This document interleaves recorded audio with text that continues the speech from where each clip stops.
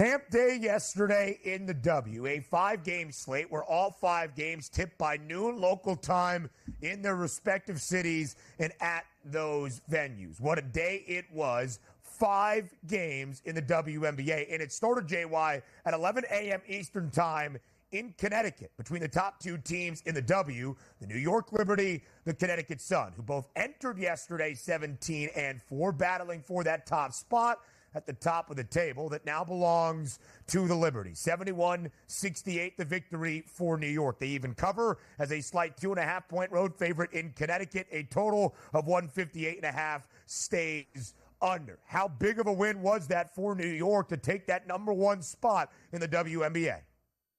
It was a great spot. Really quick, folks, shout out to the WNBA.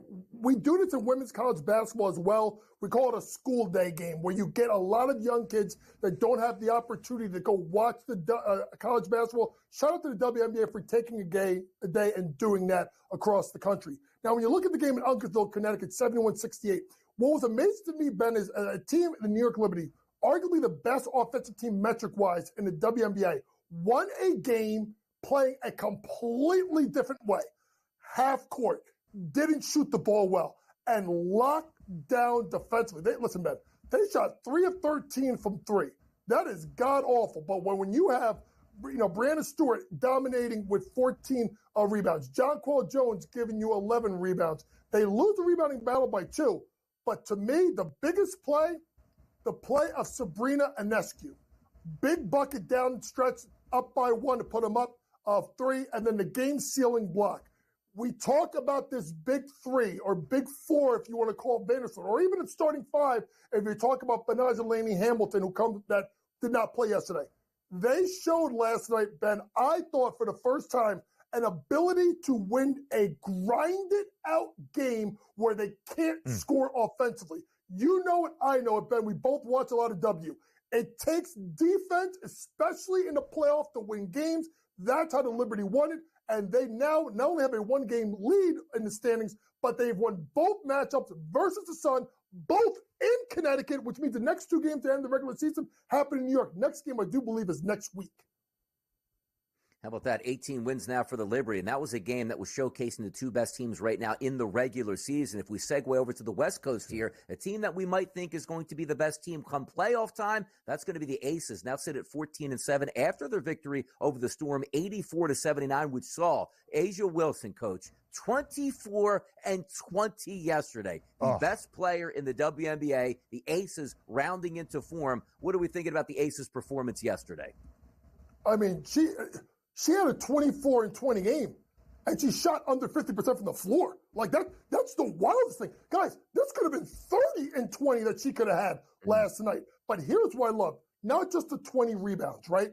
But the fact that she had the 4 blocks, the 3 steals, the 2 assists, and guys, 0 turnovers in 35 minutes.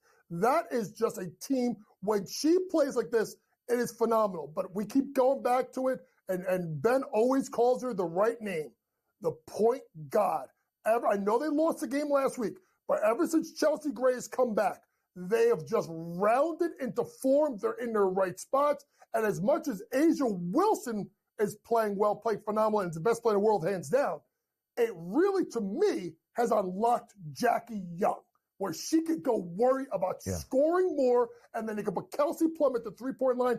Jackie Young, high scorer yesterday besides Jewel Lloyd, 27 points, 10 of 19 for 4, and missed 5 of her misses were from 3. She didn't even shoot the ball great either. But you said it best. They may not be the best team by record, but they are the defending champions. They are the best team in the WNBA, and they're still properly priced as a favorite to win the WNBA championship.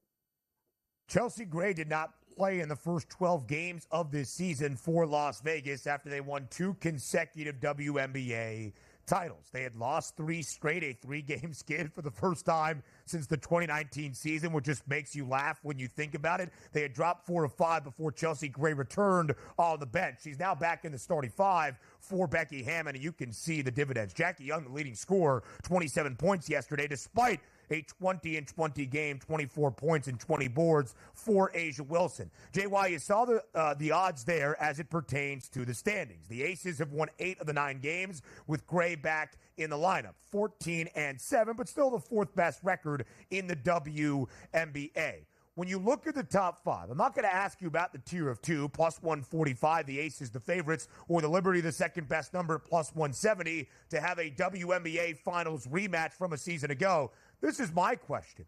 Can all five of those teams legitimately be in contention for a WNBA title, or is it still just the two in front of everybody else? No, I think you got to look at least the team of the group of four, right? So I'm going to throw Minnesota in there, who has won the Commissioner's Cup, who has 2 wins over New York Liberty already, 1 on the road, 1 at home. Connecticut defends like no one's business. Ben, you know it, I know it. Their problem is they don't shoot the ball well enough from 3, but they will get you in a dogfight. They will muck it up, and they will play the game their way.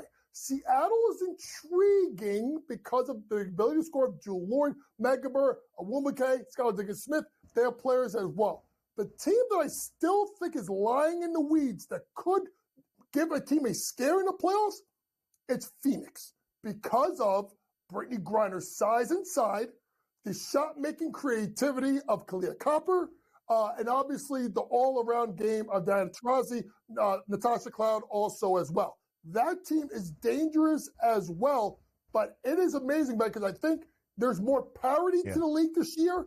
There's more teams that are going to be involved in the race, and I think it's going to make it exciting, especially if the semifinals are the Liberty and the Aces. I think the WNBA needs the Aces to jump one of those spots. Listen, last year, by the time we got into the second half of the season, where we are now, we're well past 20 games for all teams around the WNBA in the 40-game regular season. Of course, All-Star break on the horizon, the Olympic break on the horizon. But by the time we got to the second half last year, it was the Aces, it was the Liberty, and everybody else had a 12-1 number or higher. You saw those 5 teams there, all at plus 950 or shorter, should be more balanced. 6 teams with a winning record, including Phoenix, now 12-10. Kalia Copper, huge game yesterday. The Mercury putting up the century mark in a win against Dallas. Now to the teams in 7th and 8th for the 2 rookies. The debate up next. The 2 rookies in the heat of the WNBA Rookie of the Year debate and the odds race on display yesterday on Camp Day in the WNBA. Indiana's Caitlin Clark, Chicago's Angel Reese, both adding historic performances yet again on a Wednesday afternoon. We start with the game in Indianapolis. We'll get to Caitlin Clark's stat line in just a moment, but for a Fever team, JY, that entered winners of 6 of their last 9 and playing much better basketball, as a 7-point home favorite against one of the worst teams in the W, the Washington Mystics, to lose on your home floor by 5, 89-84, despite a rally attempt in the 4th and final quarter, not necessarily a good sight. How bad of a loss was this for the Fever yesterday?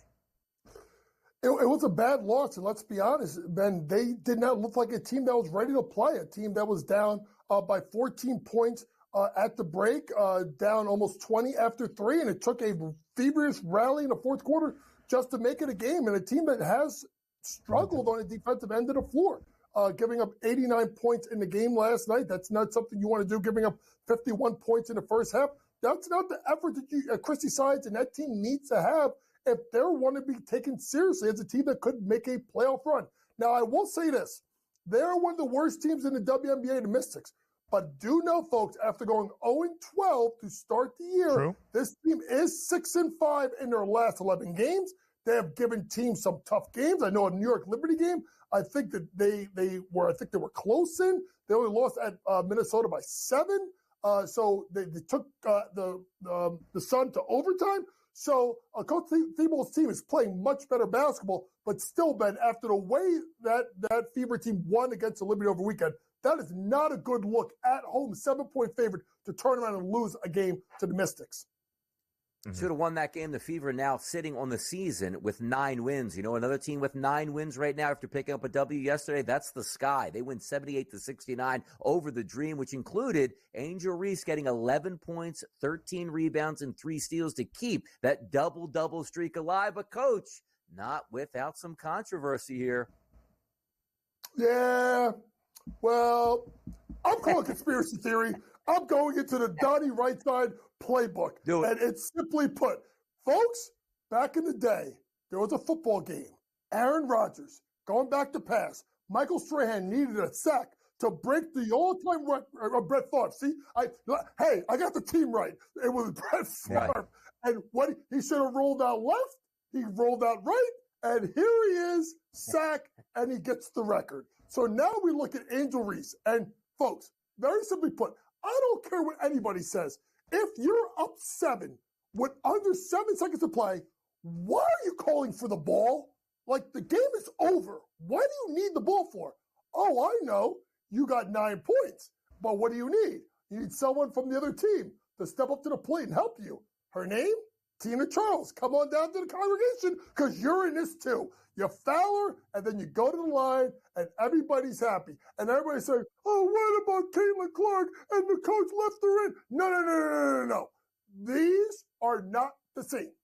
7-point lead, 6 seconds left, game is over. If you get her the ball, don't touch her. It's stat padding, and I don't care what anybody says about it.